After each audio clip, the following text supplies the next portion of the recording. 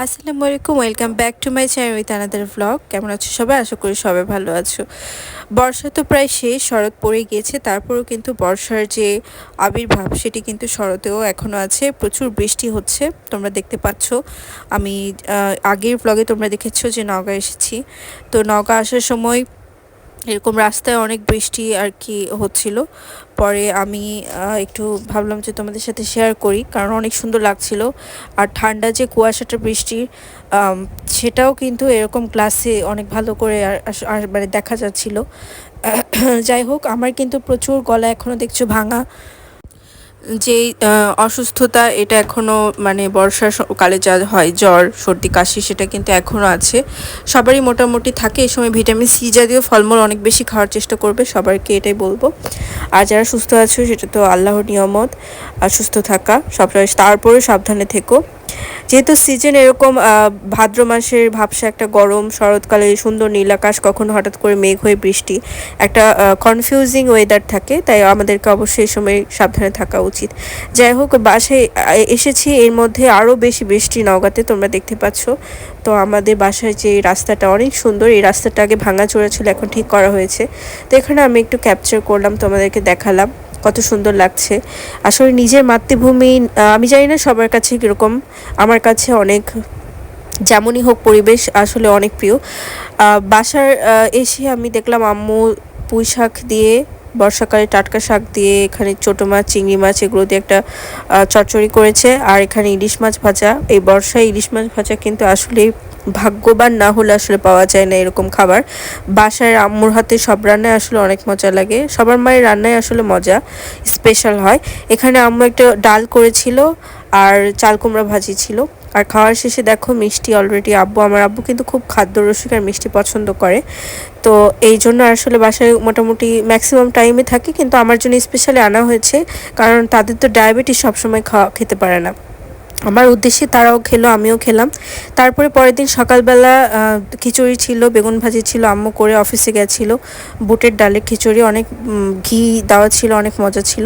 ওটা খেয়ে পরে আমি আর কোনো ভিডিও করিনি, একটু পড়ালেখা করছিলাম। পরে বিকালবেলা সন্ধ্যার দিকে আম্মু বলে একটু পিঠা বানায়।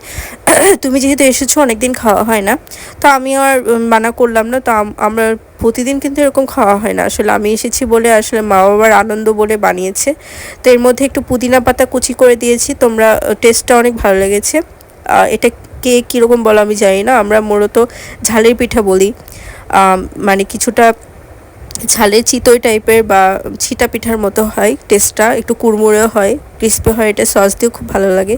তো খাচ্ছিলাম, এর মধ্যে ধনেপাতা পুদিনা পাতা দিলে ভালো লাগে। এখন যেহেতু শীতকাল না, ধনেপাতা নেই, পুদিনা পাতার গাছ আমাদের বাসায় আছে বলে টাটকা কেটে দিয়েছি। তোমরা চাইলে এগুলো না দিয়েও খেতে পারো, ভালো লাগবে। তো পরের দিন আম্মু এখানে অফিসে যাওয়ার আগে ওল ভর্তা করে গেছে সকালের জন্য, তারপরে করলা ভাজি, আর এখানে ইলিশ মাছের ঝোল কাঁচা কলা দিয়ে, আর ভাত। সকাল সকাল এরকম ভারী নাস্তা করে আমি পড়তে বসেছি। তো আমি খেয়াল করলাম, আমি যে কলমটা ছিল, এই কলমটাতে ভেতরে আলাদা করে একটা স্পেস আছে, যেখানে এভাবে কালি দেখা যায়। মানে সিরিঞ্জে যেরকমভাবে ব্লাড বা কোনো কিছু দেখা যায়, পানি বা ওষুধ এরকম দেখা যায়। তো আমি এটা আসলে আগে কখনো খেয়াল করিনি। তো এরকম আনকমন কলম নিয়ে পড়ছিলাম, পড়তে পড়তে পরে আমি একটু মানে বোরিং ফিল করলাম, তখনই আমি এটা আসলে খেয়াল করলাম। তো একটানা পড়লে কিন্তু মাঝে মাঝে পড়ালেখার মধ্যে বোরিং লাগে। মাঝে মাঝে তোমাদের সাথে এরকম ভিডিও ক্লিপ শেয়ার করি বা ভিডিও নেওয়ার ট্রাই করি, সেগুলো এডিট করে তোমাদের সাথে মানে সামনে প্রেজেন্ট করি। তারপরে পড়তে পড়তে এরকম আর কি নোটিস করি অনেক কিছু। তো এখানে একটা ম্যাপও দেখছিলাম। পরে আম্মু বলল যে রাতের জন্য রান্না করতে হবে, তো হেল্প করো টুকটাক। তো তার আগেই আমি বললাম যে আম্মু তেমন কোনো সবজি নেই, চলো আমরা বাজারে গিয়ে সবজি কিনে আনি, মাছ কিনে আনি। পরে আম্মু দেখো টাটকা টাটকা 2 রকমের বেগুন কিনেছে, তারপরে এখানে মিষ্টি কুমড়া কিনেছে, একদম টাটকা। গ্রামে বা শহরে, মফস্বলে যারা, আমি যদিও সদরেই থাকি, এটা ঢাকার মতোই খুবই জনবহুল জায়গা, কিন্তু এখানে যে জিনিসগুলো পাওয়া যায় এগুলো তুমি গ্রামে গেলে বা এরকম শহরে পাবে, ঢাকাতে আসলে এগুলো রেয়ার। যেমন দেখো সিম কিন্তু আমরা কিনেছি আজকে অনেক দাম দিয়ে, কিন্তু এটা তুমি ঢাকাতে ওভাবে পাবে না, পেলেও এরকম টাটকা হবে না, ফরমালিন বিহীন, এগুলো আসলে পাওয়া অনেক লাকের ব্যাপার। তারপরে এখানে বরবটি আম্মু কিনেছে একদম টাটকা। তারপরে তোমার এখানে পটল কিনেছে। তারপরে আমরা অনেক রকমের মাছ কিনেছি, সেগুলো মাছ তো মানে একদমই মিশেলে মাছ, নদীর একদম টাটকা। যেমন যে নদীর পাবদাটা, এটা কিন্তু ঢাকায় খুবই রেয়ার। সব হাইব্রিড মাছ চাষ করা যেগুলো মাছ, সেগুলো আসলে বিক্রি করে। যদিও ওগুলো খেতে আসলে ভালো লাগে, বাট আমার কাছে মনে হয় দেশি মাছ তো দেশি মাছ, আর নদীর মাছ হলে তো কথাই নেই। ট্যাংরা ছিল, পুঁটি ছিল, তারপরে গুচি, ক্যাকলা, তারপরে পাতাসি, সব মিক্সড আসলে মাছ ছিল। আর তার সাথে তোমার আলাদা করে আবার আম্মু মাছ কিনেছে, সেটা হচ্ছে তোমার কী মাছ যেন কিনলাম আমরা, আর মাছ। হ্যাঁ, আর মাছ যারা খেয়েছো তারা জানিও কেমন লাগে তোমাদের। আমার তো খুবই ভালো লাগে আর মাছ, কারণ কাঁটা কম থাকে আর খেতে মিষ্টি মিষ্টি ভালো লাগে। তো এগুলো মাছ কিনেছে।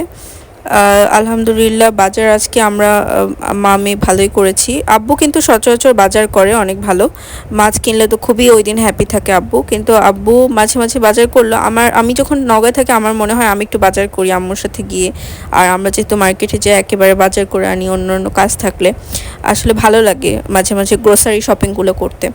আর আমার মনে হয় সবারই আসলে ফ্যামিলিতে সবারই কাজ ভাগ করে নেওয়া উচিত, সবারই কম বেশি কাজ করা উচিত, এগুলো সব কাজ। তারপরে আমরা কিনেছি সিজনাল আমরা, আমার যেহেতু বললাম ভিটামিন সি ফলমূল খাওয়া এখন উচিত। আম্মু একটু চাল কুমড়াও কিনেছে, পেঁপেও কিনেছে, এখন চাল কুমড়ার সময়। তো আম্মু একটু তালের পিঠাও করেছে, এই তাল সম্পর্কে সামনের ব্লগে অবশ্যই বলবো। আল্লাহ হাফেজ।